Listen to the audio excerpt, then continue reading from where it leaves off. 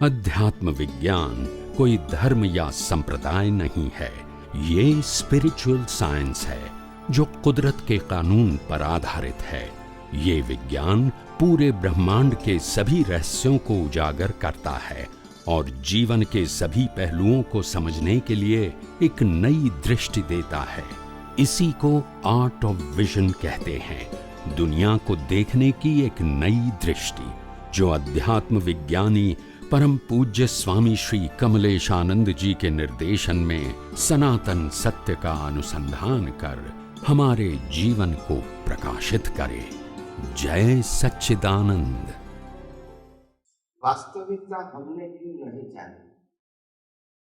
सामाजिक जीवन के बारे में तो बहुत जाने, पाप पुण्य और प्रायश्चित के बारे में भी बहुत जाने धर्मों के माध्यम से, मगर सनातन सत्य को नहीं जाने।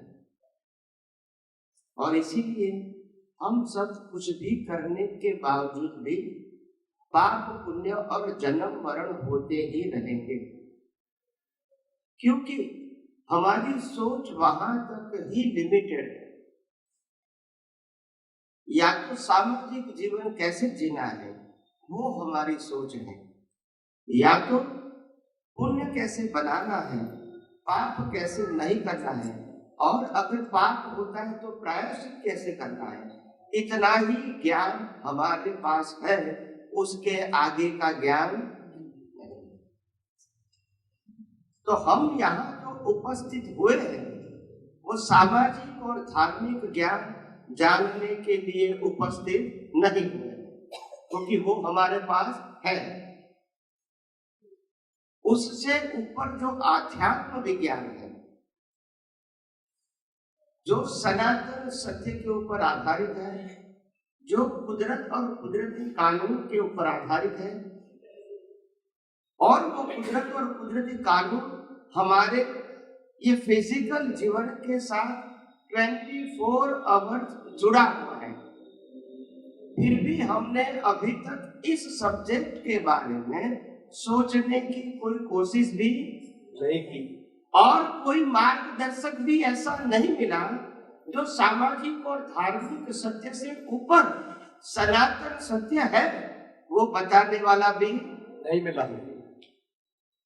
और इसीलिए फिर आम इंसान तो अपनी ज्ञान शक्ति से समझ पाएगा वो सत्य नहीं, मार्ग बताने वाला चाहिए। क्या चाहिए? मगर वो हमको अभी तक नहीं मिला, और इसीलिए अब उसके बारे में अभी तक सोचने के लिए भी हम सक्षम नहीं थे। जो भी सोचा हमने धर्म के माध्यम से, वो पाप पुण्य और प्रायश्चित कैसे किया जाता है वो ही सोचा। चारों गति में घूमने के लिए, ध्यान से सुनो, चारों गति में घूमने के लिए पाप पुण्य और प्रायश्चित का ज्ञान जरूरी है। सही बात, समझ में आया मेरी बात? चारों गति, मनुष्य गति, पशु योनि, नरक गति और देव गति में घूमने के लिए ये पाप पुण्य और प्रायश्चित का ज्ञान जरूरी है। मगर जन्म मरण से मुक्ति पाना है तो ये मार्ग काम में नहीं आए। मेरी बात समझ में आई? और इसीलिए धार्मिक सत्य बिल्कुल काम का नहीं है, वो सब्जेक्ट नहीं है। अगर चारों गति में घूमना है तो ये बराबर है, और चारों गति से मुक्ति प्राप्त करना है तो फिर सनातन सत्य चाहिए, सांप्रदायिक सत्य नहीं चाहिए। सांप्रदायिक सत्य का मतलब है एक ही भगवान को नाम के रूप में प्रोजेक्ट करना, एक ही गुरु को नाम के रूप में प्रोजेक्ट करना, एक ही मंदिर की बात करना, एक ही मंत्र की बात करना, एक ही संस्था की बात करना, एक ही परंपरा की रिचुअल्स क्रियाकांड की बात करना। समझ में आया? एक ही संस्था की बात करना, ये सब क्या है? सांप्रदायिक और फॉर्मेट है। फॉर्मेट समझते हैं? जो दुनिया के सभी धर्मों में है। और अध्यात्म विज्ञान फॉर्मेट से क्या है? ऊपर है। इसमें फॉर्मेट सब्जेक्ट नहीं आते। समझ में आया? तो लेवल समझ में आ गए। पहले सामाजिक लेवल, दूसरा धार्मिक लेवल और तीसरा आध्यात्मिक। सामाजिक और धार्मिक लेवल संसार चलाने के लिए, अच्छी तरह चलाने के लिए, मगर संसार से मुक्ति पाने के लिए नहीं।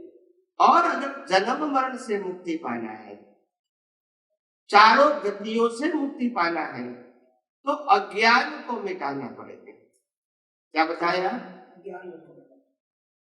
और अज्ञान को मिटाने का मतलब अज्ञान की पहले परिभाषा समझो। हम अज्ञान किसको कहेंगे वो पहले परिभाषा समझो, फिर मिटाएंगे कैसे वो बताएंगे। अज्ञान का मतलब है सभी प्रकार का रिलेटिव सत्य ही अज्ञान है। क्या बताया? सभी प्रकार का रिलेटिव सत्य वो क्या है? किसके लिए? आत्मा की अनुभूति के लिए। शरीर को चलाने के लिए वो अज्ञान नहीं है, मगर आत्मा की अनुभूति के लिए वो क्या है? अज्ञान है। समझ में आया? तो रिलेटिव सत्य किसको कहते हैं वो भी बता दो। रिलेटिव सत्य का मतलब होता है सामाजिक और धार्मिक सत्य का टोटल समझ में आ गया? वो दोनों अज्ञान है। आत्मा को अनुभव करने के लिए, संसार चलाने के लिए वो ज्ञान है, और आत्मा के लिए अज्ञान है। क्योंकि सामाजिक और धार्मिक मार्ग सिर्फ पाप पुण्य और प्रायश्चित की बात करते हैं, अज्ञान मिटाने की बात नहीं करते। वो आपके भगवान बदलेंगे, गुरु बदलेंगे, मंदिर बदलेंगे, मंत्र बदलेंगे, क्रिया बदलेंगे, मगर फॉर्मेट तो रहेगा ही। बोलते नहीं है? रिलेटिव सत्य तो रहेगा, रिलेटिव सत्य खत्म नहीं होगा। तो वही पाप और पुण्य और प्रायश्चित की श्रृंखला चलती रहेगी।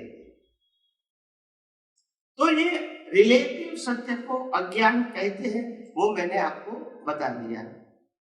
अभी ये अज्ञान को मिटाना कैसे है वो बताओ। अज्ञान सनातन सत्य से मिटेगा। कौन सा सत्य? सनातन का मतलब था, है और नहीं। सनातन सत्य का कोई क्रिएटर नहीं होता है। क्या नहीं होता है? अगर कोई व्यक्ति क्रिएटर है तो वो सनातन सत्य। समझ में आया कि नहीं आया?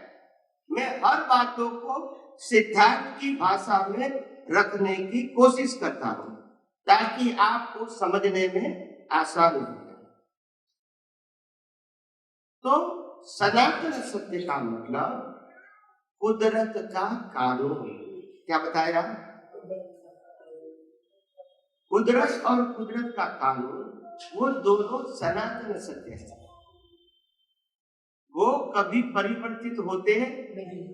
उसको संप्रदाय सत्य से कोई कनेक्शन नहीं है। समझ में आया? और सनातन सत्य का मतलब ही कुदरत और कुदरत का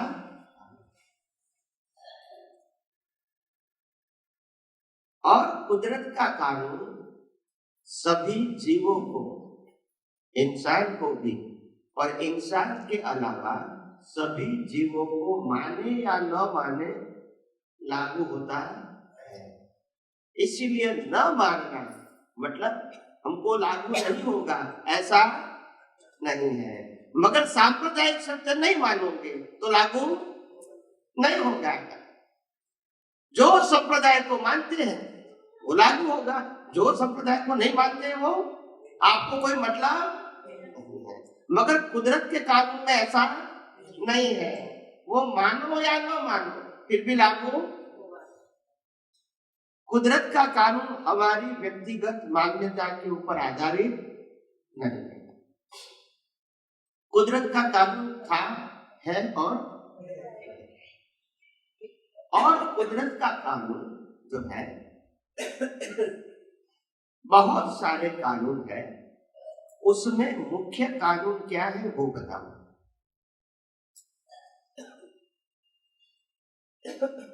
कर्म का सिद्धांत वो कुदरत का कानून है। क्या बताया? कर्म का वो राम कृष्ण महावीर का कानून, क्योंकि वो भी उसी कानून से बाहर नहीं थे। समझ में आया? कर्म का कानून किसका कानून है? कुदरत का, कोई व्यक्ति का और जीव मात्र को लागू होता है, यानी कोई व्यक्ति ने बनाया वो प्रश्न नहीं। मगर महापुरुष अनुभव से वो कुदरती कानून को व्यक्त कर सकते हैं, मगर बना सकते हैं। समझ में आया? बड़े बड़े महापुरुष रामकृष्ण महावीर जैसे बहुत महापुरुष हो गए, जिन्होंने ये कुदरत के कानून को समझा और लोगों को समय समय पे बताने की कोशिश की। समझ में आया? मगर हमने उसको उसके जाने के बाद सांप्रदायिक सत्य में मोड़ दे दिया, तो फिर सनातन सत्य रहा। समझ में आया? तो कुदरत का कानून का मतलब कर्म का सिद्धांत, पुनर्जन्म का सिद्धांत। कोई माने या मगर लागू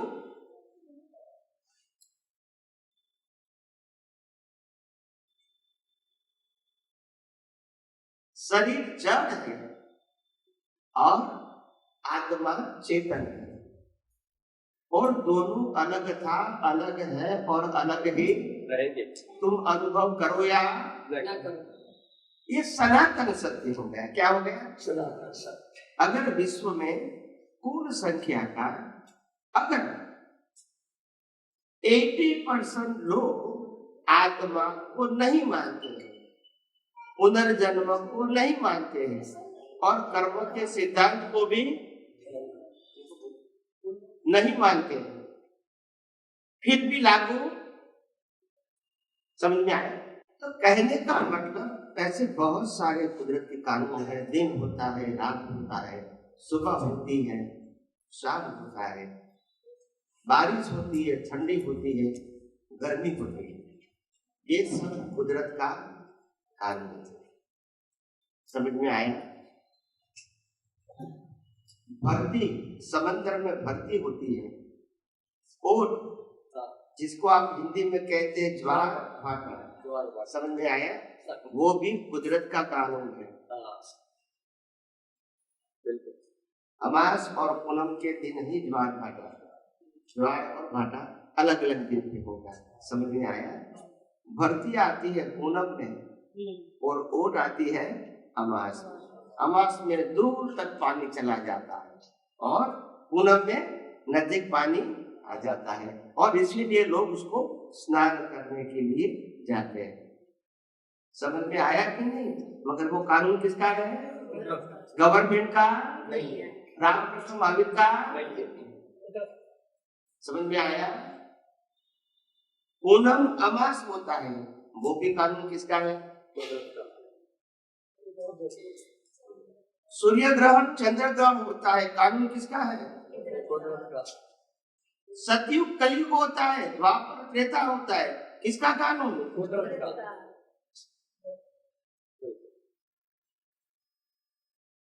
और हमने जो कर्म बनाया उसका फल कौन तय करेगा? बोलिए। और देगा भी कौन? तो कोई भी जीव कुदरती कानून से बाहर हो सकता है? नहीं। फिर भी हमने अभी तक कुदरती कानून को समझने की कोशिश नहीं की और अपने आप को धार्मिक या विद्वान मानने लगे।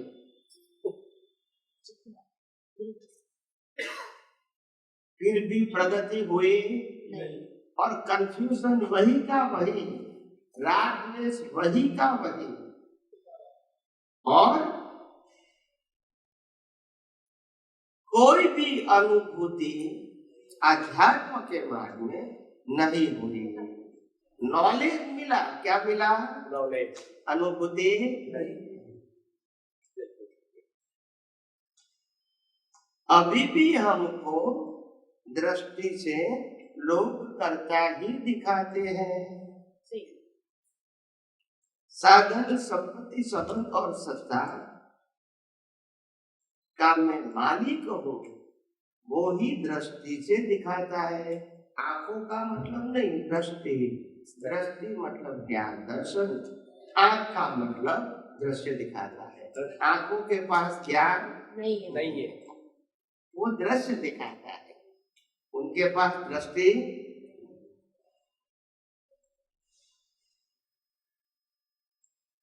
हर अवस्था कुदरती कानून से ही चलती है।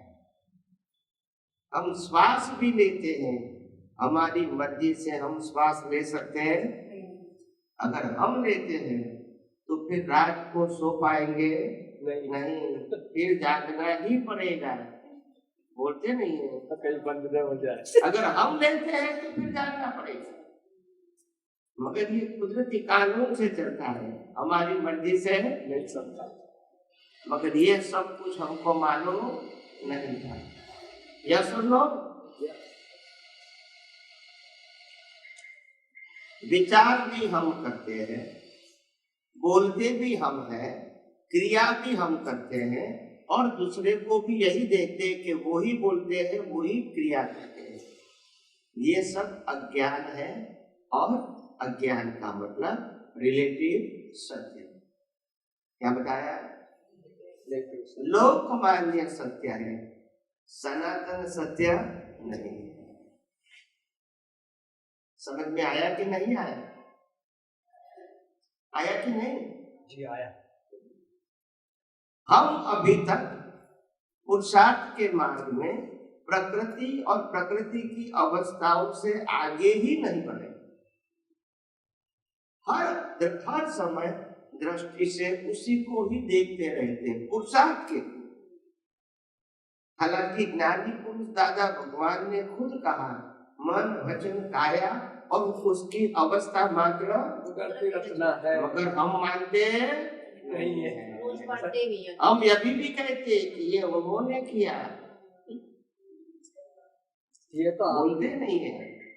ये आपको विचार आए वो अच्छे नहीं है, ये तो आपने खोलना साहब। समझ में आया? वही भ्रांति में हम फंसे हुए हैं। वो भ्रांति से ऊपर उठते नहीं, और सनातन सत्य भ्रांति से ऊपर है। भ्रांति का मतलब ही रिलेटिव सत्य। क्या बताया? रिलेटिव सत्य, गलत नहीं, रिलेटिव सत्य। और रिलेटिव सत्य का मतलब होता है टेम्पररी सत्य। क्या बताया? आज है और कल नहीं है। सनातन सत्य का मतलब था, है और रहेगा। समझ में आया? बिल्कुल आ गया। जैसे जैसे आप ये आध्यात्म विज्ञान समझते जाओगे, वैसे वैसे आपको ये कुदरत का जो साइंस है, यूनिवर्सल ट्रूथ साइंस, वो धीरे धीरे समझ में आएगा। और समझ में जितना आएगा इतना आप दृष्टि से उपयोग भी कर पाओगे, और उपयोग करोगे दृष्टि से तो अनुभव भी होगा। समझ में आया?